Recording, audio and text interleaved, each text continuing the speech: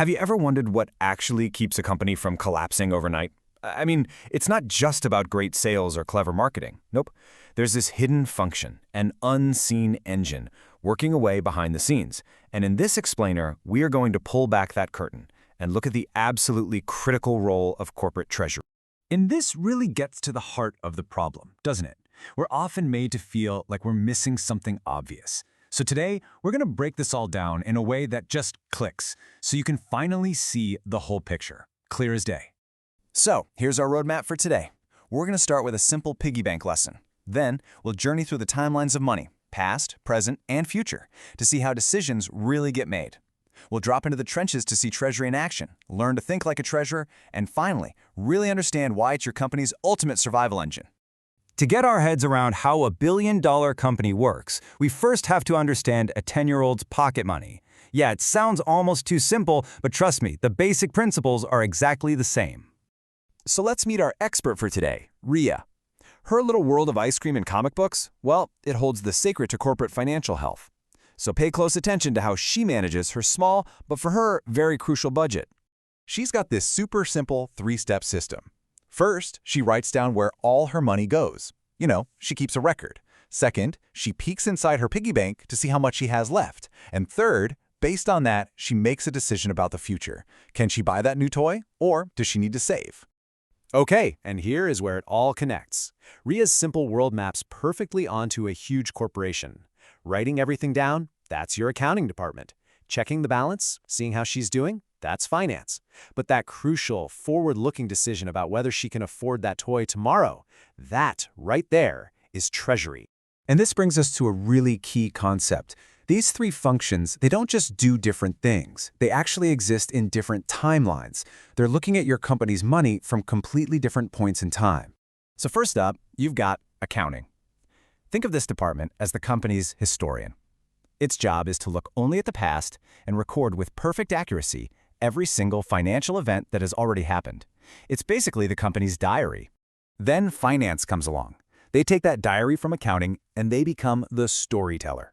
Finance analyzes all that past data to explain what's happening in the present. It asks, okay, based on what happened, how are we doing right now? Did we hit our targets? Are we profitable? And then there's Treasury. Treasury looks at the story finance is telling and asks the single most important question of all. Will we survive tomorrow morning? See, Treasury is the only function that's totally obsessed with the future, with having enough actual, physical cash to pay the bills and keep the lights on. So, think of it like this. Accounting and finance are like driving a car while looking in the rearview mirror and at the dashboard. They tell you where you've been and how fast you're going right now.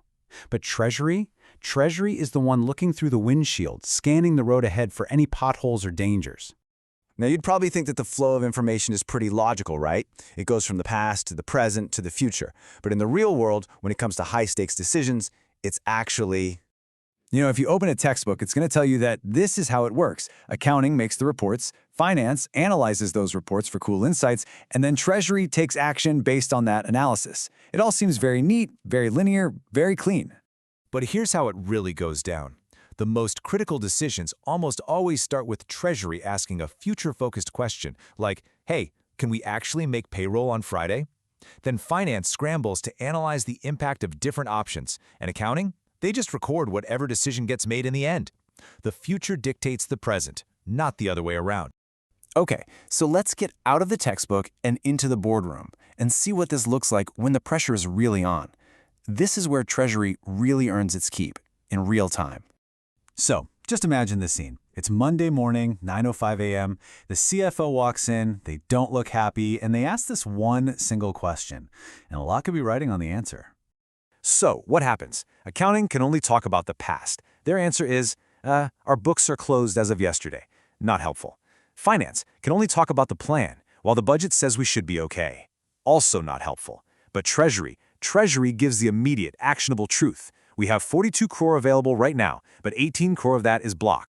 And that is what it all boils down to. Treasury gives the one number that actually matters in that moment, 24 crore in net free cash. That is the truth of right now, and only Treasury has it. So how do they do it? It's not some kind of financial magic. It's just a really disciplined way of thinking that weighs every option based on cold, hard numbers, not on feelings. Let's take a look. All right, let's run through a quick scenario. Let's say your company is short 15 crores for just 5 days. It's a temporary cash crunch, but that gap needs to be filled. And you've got two immediate options. Option 1. Use the bank overdraft. Now this feels easy. It's just a click of a button, but it's going to cost you over 13,000 rupees in interest. Option 2. Do an internal sweep, basically moving cash from another part of your own company. This takes a bit more planning, but it only costs 3,500 rupees. A treasurer doesn't go with the easy feeling, they do the math. And in this case, they save the company about 10,000 rupees in less than a week. All right, let's bring this all home and get to the most important takeaway of all. This is about what happens when things go really wrong and who is ultimately responsible for making sure the company survives. Just think about this for a second. The accounting department never runs out of cash, they just record that it happened. The finance department doesn't stop payments, they just explain why the budget failed after the fact. It is only the Treasury department that stands on that wall, day in and day out, actively preventing the company from falling off a cliff nobody else even sees coming. So, the next time you think about what makes a company tick, remember this. Accounting remembers the past. Finance explains the present. But Treasury? Treasury is the function that wakes up every single morning with one job and one job only, to protect the future.